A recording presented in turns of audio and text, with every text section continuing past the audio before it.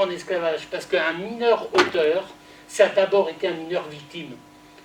Avant d'être inscrit dans la délinquance, il y a eu du délaissement, il y a eu de la... Et c'est justement ces invisibles-là qu'on veut vraiment... J'ai une expression, elle vient d'Isabelle Attard, qui était invitée à la conférence que nous avions faite avec Jean-Pierre Tertrais. Elle avait une formule, c'est à elle qu'on doit la formule, il faut mettre la lumière sur les vampires. Mettre la lumière sur les vampires, ça veut dire les plateformes, ça va produire le burn-out des professionnels et ça va mettre des jeunes qui vont sortir des écrans, qui vont sortir des radars. Et après, la bonne volonté des associations ne suffira pas. Il nous faut des politiques publiques ambitieuses. Et c'est une bataille de tous les instants, une bagarre de chiens pour arracher les arbitrages budgétaires. Voilà. Parce que là, c'est la logique d'appel à projet, mais avec la difficulté, c'est que avec toujours des budgets qui sont à l'os. Toujours des budgets qui sont à l'os. Et nous, on veut se départir de ça en disant des richesses existent, il faut qu'elles soient impulsées dans le secteur. Il n'y a pas plus précieux que l'instruction publique, l'école, la santé, le social. Ça, c'est les besoins essentiels de l'être humain. Et c'est là-dessus qu'on veut injecter, mais ça, c'est une bagarre de tous les instants. Et les associations, ils ont un point d'appui, et ils ont un point d'appui, c'est l'expertise des professionnels. Et c'est aller ensemble, interpeller les professionnels. Nous pouvons aller ensemble au ministère, à la DGT, à la Direction Générale du Travail, à la DGCS, à la Direction Générale de la Cohésion Sociale, pour dire les budgets, l'égalité salariale, des choses comme ça. Nous pouvons faire cette démarche-là. Les collègues de l'aide à domicile ont réussi à le faire. Et ça, c'est quelque chose qu'il ne faut pas se priver de faire pour exister. Puisque pour moi, il y a d'économie, l'économie est au service de l'homme, et à ce titre-là, une économie ne peut être que sociale et solidaire. Sinon, c'est autre chose. Sinon, c'est de la spéculation, c'est de la prédation. Ce n'est pas cette conception-là de l'économie que nous défendons. Et c'est une vraie difficulté parce que c'est une tendance lourde. C'est un logiciel de pensée. C'est un logiciel de pensée qui est à l'œuvre. Et nous, ce logiciel de pensée, Cédric l'a très bien dit, c'est-à-dire qu'on sait qu'on va dans le mur en klaxonnant, et ça mène aux guerres. Et la guerre, c'est une manière de relancer l'économie par d'autres moyens. Et on ne veut pas ça. Et on veut que cette République, elle tienne. On ne veut pas des militaires factieux. Comment, avec le collectif CUNY, on sait que le vivre ensemble est absolument nécessaire. C'est absolument nécessaire. Toutes les couleurs sont indispensables. Ça tombe sous le sens. Et à partir de là, c'est faire exister politiquement notre secteur, y compris par des interpellations publiques, parce que demain, à la table de la conférence, et ben à côté, peut-être qu'il y aura des employeurs qui diront j'arrive pas à recruter, je n'ai plus les qualifications, nous sommes en panne, parce que c'est devenu extrêmement dur, et il ne faut pas se priver de le faire. Parler d'une même voix, ça c'est extrêmement nécessaire. Avec la clinique des limites. La clinique des limites, c'est ce que dit Nawal, c'est-à-dire que dans un état de droit, on peut à titre principal faire une demande séjour étranger et peut-être demain faire une demande séjour asile. Les limites du droit. Les limites du droit, c'est donner aux associations d'avoir toute l'amplitude du droit, y compris les procédures d'appel et les budgets qui vont avec. Et ça, nous les avons pas toujours. Les collègues sont en burn-out parce qu'ils ne peuvent pas protéger comme ils savent le faire. On ne leur donne pas... Et c'est pour ça... il y avait les collègues de Chapeau-d'Or avaient dit une phrase terrible. Lucie, je ne sais pas si tu s'en souviens, il avait dit « Ce sont des mineurs non accompagnés. On ne peut pas les accompagner. » Il disait ça, mais c'est parce que le ratio d'encadrement était trop étroit.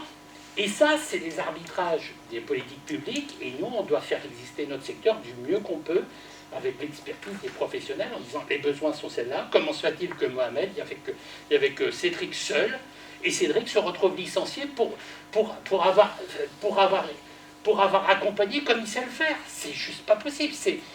Vous comprenez, c'est Harold Sears.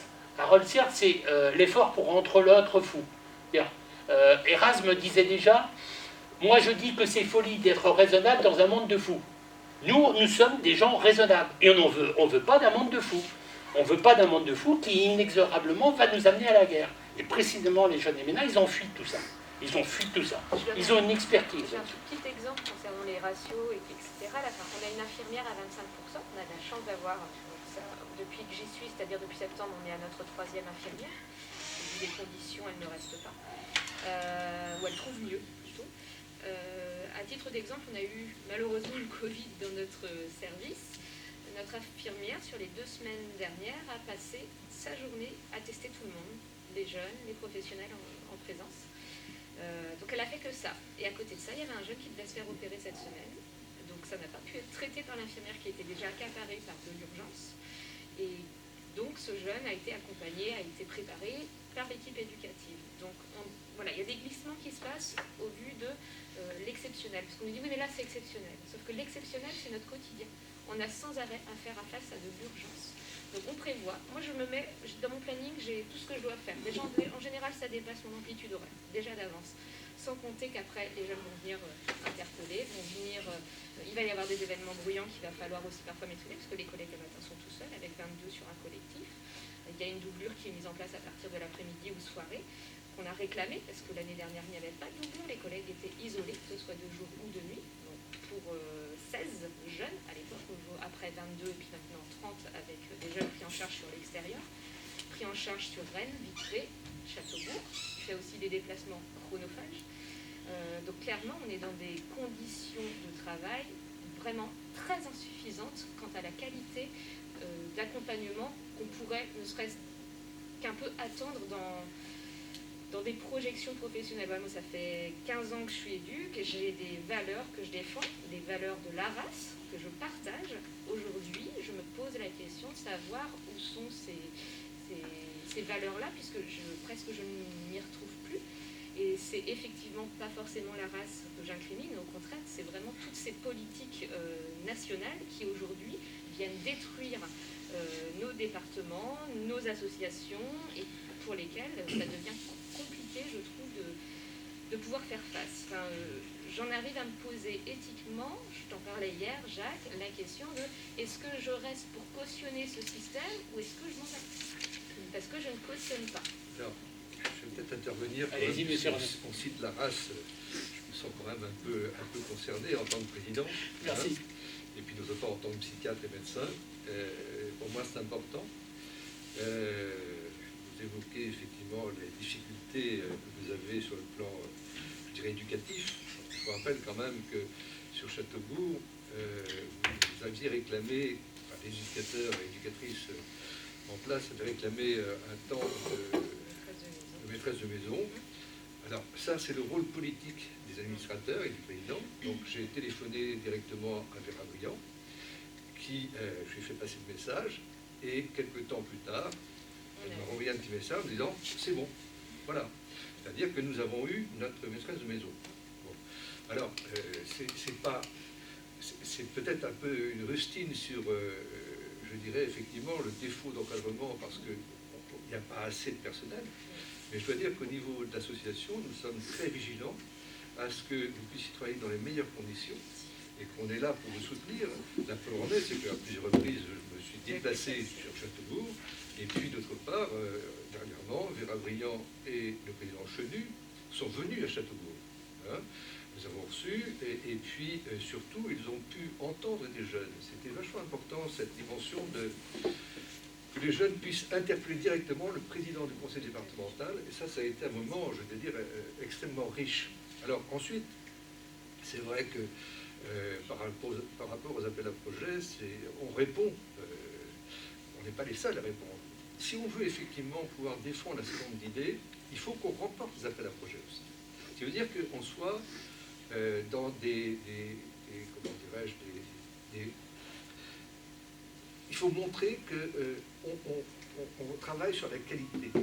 On travaille aussi sur la dimension, je l'ai dit tout à l'heure sur le fait que Châteaubourg vous est arrivé, ils sont tous scolarisés. C'est-à-dire que ça, c'est un des principes et des valeurs que nous défendons, c'est que les jeunes qui sont accompagnés par nous on travaille beaucoup sur le zéro sortie sèche. Pour nous, c'est très important parce que nous avons une responsabilité, je dirais, éthique, hein, plus que morale, éthique, pour défendre ces jeunes. Et je suis d'accord avec vous sur le fait que ces jeunes étrangers, pour la plupart, sont, j'en ai quand même rencontré notamment sur Pontivy, par exemple. Nous avons aussi un certain nombre de mineurs étrangers. On a aussi sur Lannion, Guingamp. Enfin, on a, je crois, plus de 200 jeunes mineurs étrangers qui sont là. Et c'est vrai que l'un des buts de l'association, c'est qu'ils sortent avec quelque chose en poche, c'est-à-dire soit un parcours scolaire, donc qu'ils soient déjà intégrés, hein, et qu'ils puissent avoir une APJM, et donc qu'ils puissent jusqu'à 21 ans, puis ensuite, pourquoi pas 25 ans, mais nous travaillons là-dessus aussi, parce qu'il ne faut pas croire que dans l'association, au niveau des administrateurs, on ne fait rien. On travaille beaucoup, on se réunit. Moi, j'ai dû travailler pratiquement l'équivalent de 8 semaines de mon temps personnel pour l'association, et donc pour vous aussi, parce que c'est quand même le but que nous poursuivons, c'est de vous défendre, vous. Et quant à la question, par exemple, des burn-out, je crois que pour l'instant, on n'a pas eu vraiment de burn-out. On a eu quelques-uns, effectivement, c'est sur le binet pour des raisons internes et conflictuelles, je crois, au sein de l'établissement. Mais autrement, on a quelques personnes qui, effectivement, j'entends beaucoup parler de souffrance au travail. Et je m'interroge beaucoup parce que cette notion de souffrance au travail, est-ce que c'est un malaise au travail parce qu'effectivement vous sentez un petit peu ne pas pouvoir faire le travail tel que vous aimeriez idéalement le faire, ou est-ce que c'est une souffrance réelle parce que l'association ne vous donne pas les moyens nécessaires ou n'est pas suffisamment à l'écoute?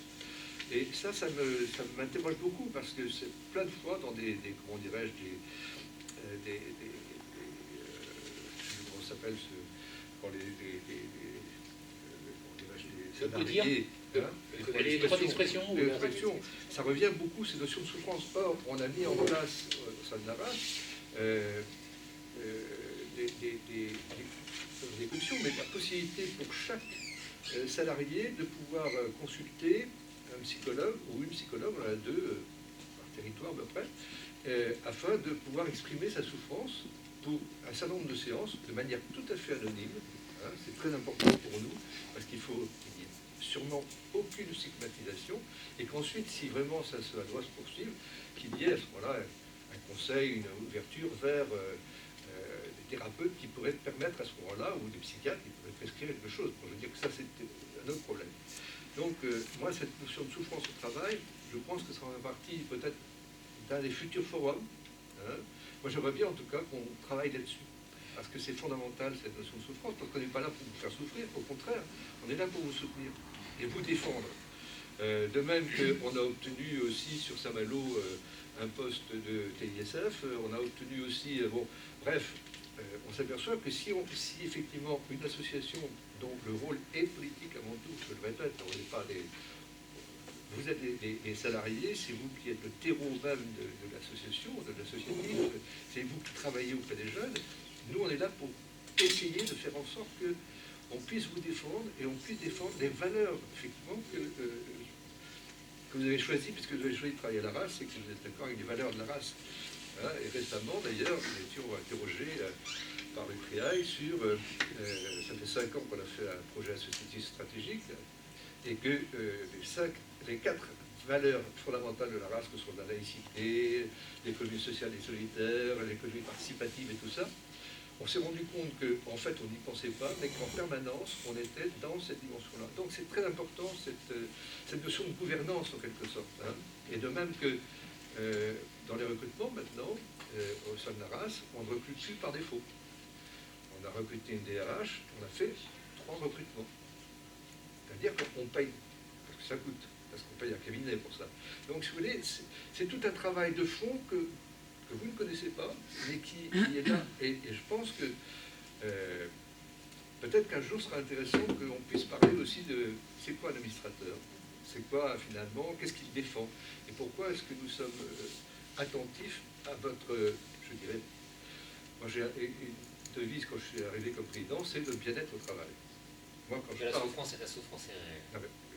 La souffrance est réelle et en fait, je n'ai pas dit vous le questionnez contraire. tout de suite pour savoir c'était quoi la réelle souffrance au Mais travail. justement, Parce que les éducateurs n'ont pas du tout les moyens de pouvoir réussir Alors, à mener à bien leur accompagnement et sont face à une détresse humaine telle que c'est difficile des fois de fermer la porte du bureau, de rentrer dans sa voiture et dire basta, j'ai fait ma journée. Écoutez, en tant que psychiatre, je suis C'est compliqué. assez au Et courant tous les justement, jours. en tant que président je sors de la souffrance humaine, en tant que président d'association, je me permets de vous interpeller. À quel moment vous pouvez vous réunir avec votre homologue de la SEA 35, votre homologue de Coalia, des PEP 35, de l'Armée du Salut, de la Fondation des Apprentis d'Auteuil, et dire non à la signature de vos appels à projets qui vont jusqu'à 56 € par jour. Le système.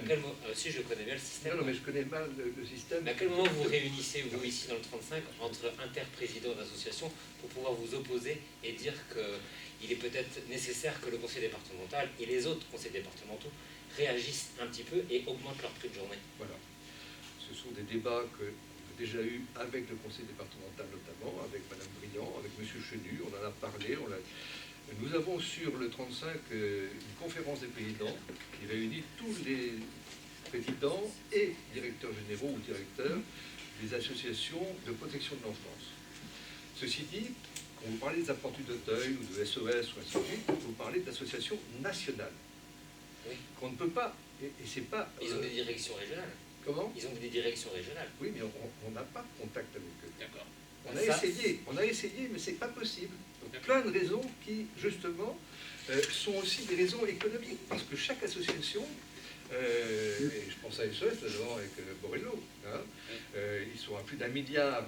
Alors, ils ont une technique, c'est très simple. Hein. Ils voient qu'une association est en difficulté, ils arrivent, ils rachètent, ils virent tout le monde et ils mettent l'argent à la place. C'est pas notre politique. Et sur le terrain, on a un département qui est proactif, très proactif. Et en ayant travaillé dans de nombreux départements, je suis rassuré de revenir travailler dans le département 35, parce qu'on est sur un département qui a toujours été militant, qui a toujours été innovant. On a testé le RMI, on a testé le RSA, on a fait beaucoup de choses en France. Et on a aussi cette interorganisation, interassociation où on est écouté par les voix de services de l'État, des DCS, et également par les services des conseils départementaux. Mais je peux vous assurer que sur les autres départements, ça ne fonctionne pas comme ça. Je suis convaincu. Et pour revenir sur la Fondation des Apprentis d'Auteuil, par exemple, qui s'implante là, en Ille-et-Vilaine, ils commencent à avoir une bonne place. Ils viennent de signer un bail de plus de 30 ans avec le diocèse de Rennes pour la maison à Cesson-Sévigné, et puis avec d'autres maisons. Et effectivement, c'est un mammouth. C'est ce contre quoi nous sommes en train de lutter. Et je dois vous dire, par exemple, puisque nous sommes sur 3 départements, sur le département 22, nous avons créé avec 3 autres associations une conférence des présidents sur le 22. Et à notre grande surprise, ça démarre plein pot, puisque le conseil départemental nous a déjà reçus. Vendredi prochain, j'ai annulé toutes mes consultations pour aller à Saint-Brieuc signer une charte avec le conseil départemental. Nous nous réunissons l'après-midi pour définir notre propre charte à nous. Et c'est vrai qu'on s'aperçoit que nous avons déjà eu une réunion avec tous les acteurs de la santé et du médico-social pour pouvoir passer des contrats de soins. Bon, je veux dire que Rome, c'est pas fait en un jour. Et que je crois que en ayant une volonté farouche, je dirais, de nous battre et de vous défendre, déjà à notre petite échelle, c'est déjà important. Là, c'est le 4e appel à projet que l'on gagne, par exemple. Nous avons gagné un appel à projet sur un tiers-lieu alimentaire. C'est-à-dire qu'on va créer un lieu où on va pouvoir, avec un camion, aller nourrir les gens qui sont à l'hôtel, tous les mineurs ou les familles étrangères qui sont à l'hôtel, on va les nourrir. Enfin, je pense qu'il y a plein de choses qui se font que je trouve passionnantes, mais c'est vrai que la technique de l'appel à projet nous limite. C'est-à-dire qu'on peut inventer des projets, par exemple une crèche inclusive, par exemple, ça pourrait être intéressant, mais il n'y a pas d'appel à projet là-dessus. C'est-à-dire que moi, je siégeais en Creuse, et effectivement, ce que dit Cédric, c'est-à-dire que nous, effectivement, on est plus écoutés. Quand on a rencontré M. Chenu et la préfecture sur le fichier AVM. On était tous ensemble et on était avec le MRAP et on était avec Utopia et on était. Et ce que vous dit Cédric, solennellement, il vous dit exercez en permanence vos droits d'alerte parce que les décisions qui sont prises ont des incidences sur le terrain. Et si on ne peut pas protéger convenablement, les collègues seront au tapis. Ça, c'est extrêmement important, mais c'est une tendance lourde. Pour moi, c'est un logiciel de pensée qu'il faut... Les plateformes contiennent en elles-mêmes la souffrance à venir. Et c'est pour ça que les collègues, c'est pour ça qu'on va faire venir le président de l'ANAC, l'Agence nationale de l'amélioration des conditions de travail, parce que ce n'est pas une vue de l'esprit. Je vais vous dire une précision, monsieur Ranou, vous savez que j'essaie toujours d'illustrer de citations, c'était Kenneth Boulding. Kenneth Boulding, plus une organisation ou un État est grande et autoritaire, plus les chances sont grandes que ces hauts dirigeants évoluent dans des mondes purement imaginaires. C'est-à-dire que nous, on revendique que ça reste à taille humaine, cette affaire-là. C'est-à-dire que small is beautiful. Excusez mon anglais, il est approximatif, monsieur.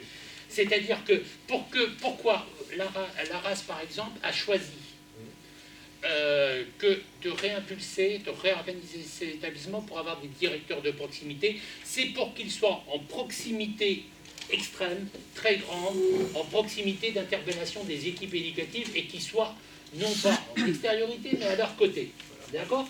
Ça veut dire que quand, par exemple, il y a une interpellation forte de l'U2A, on ne déplace pas l'emploi du temps de 4, 5, 10 ou 12 collègues, mais le collègue, le directeur idoine, la personne, et c'est pas une histoire de personne, monsieur, entendez-nous bien, il est présent, il répond présent parce que c'est la commande associative, parce que c'est la commande voulue par le conseil d'administration, et il faut faire du sur-mesure, parce que là, le tiers-lieu, c'est cautionner le fait qu'il n'y ait plus de prise en charge physique, mais que les personnes sont maintenues. On a des mineurs de 13 ans qui sont restés 2 ans et demi à l'hôtel. Donc, ça, c'est pas une vue de l'esprit, c'est à Saint-Malo, c'est ici que ça se passe. Et Cédric l'a très bien dit. Et Cédric l'a très bien dit, c'est pas le département d'Ille-et-Vilaine qui est le mont. Voilà. Mais nous, notre expertise, c'est de dire de quoi on a besoin. Et si vous voyez comment c'est puissamment engagé au niveau des professionnels, on est là pour armer les administrateurs sur leur force de conviction. Je sais de quoi les collègues ont besoin, et je sais qu'en face de moi, il y a Lucie, il y a Malika, il y a Jacques, etc. Et je sais que ces professionnels engagés, ils ont besoin de ça, ça et ça. Et du coup, vous pouvez faire différemment. Et du coup, vous pouvez faire en sorte en disant « monsieur 35 », il y a 1000 gamins qui sont pas pris en charge. Et effectivement, il y a plein de jeunes qui sont dans les paroisses parce que c'est le bénévolat, c'est les militants, c'est la citoyenneté active qui supplante les politiques publiques. Ça existe aussi, monsieur Ranou. Vous comprenez ? Justement, ça me permet de rebondir sur la solidarité active. Je vois les collègues Utopia qui viennent de quitter là, et il y en a d'autres qui sont encore... Mais c'est très courageux, monsieur Ranou, d'avoir fait le déplacement. Et la solidarité... on sait le dire, monsieur. La solidarité active est grâce aux associations comme Utopia, comme d'ici ou d'ailleurs, toutes les associations militantes qui sont présentes sur le territoire rennais et sur le territoire national. Et grâce à eux, on a encore une capacité et un pouvoir d'agir en tant que citoyen. En étant hébergeant solidaire, en étant parrain solidaire, en tant que parrainage. La notion de parrainage est quelque chose qui n'est pas suffisamment développé, à mon sens, sur le territoire national.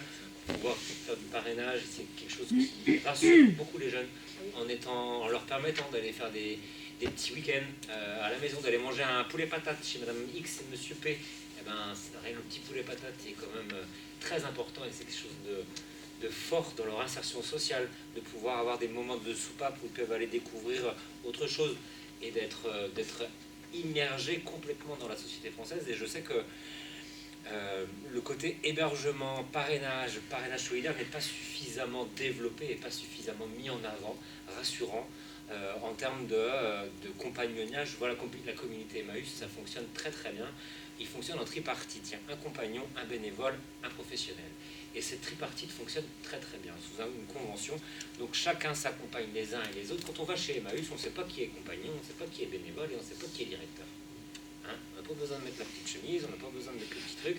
C'est que tout le monde a la même enseigne. Et Emmaüs fonctionne très très bien sur ce registre-là. Donc moi, pour conclure, c'est ça que je voudrais mettre en avant là aujourd'hui. C'est vraiment ce manifeste que, si certains veulent le lire, n'hésitez pas à me le demander, on va le communiquer. C'est une première conférence que je souhaite pouvoir développer sur le côté national, mais ce qui, en conclusion, est le plus fort pour moi, c'est cette solidarité active et ce pouvoir d'agir en tant que citoyen, que chacun puisse mettre pour pouvoir aller en faveur de cette jeunesse qui est réellement en quête de protection et auquel de pouvoir intégrer ces jeunes-là maintenant, c'est investir dans l'avenir pour demain, c'est de ne pas gérer des problématiques sociales, d'emploi et de santé qu'on aura à gérer dans les années à venir. Si on ne veut pas revivre des printemps 2005 où c'était le feu dans nos banlieues, agissons maintenant. De rien faire maintenant, c'est devoir affronter des très lourdes conséquences demain. On est d'accord là-dessus. Ah ben je ne suis contre personne. Oui, peut-être que les personnes, je pense à Anne, je pense à Malika, souhaiteraient intervenir. Si vous avez, je pense que vous entendez, pour apporter des éclairages, des compléments, Anne, Malika ou d'autres, hein. Camille.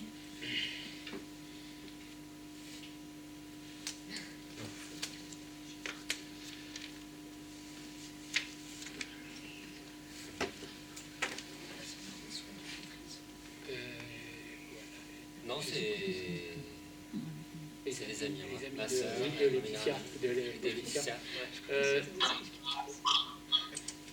Anne. J'ai ou Utopia peut-être aussi, qui sont là. Oui, bien sûr, oui, complètement.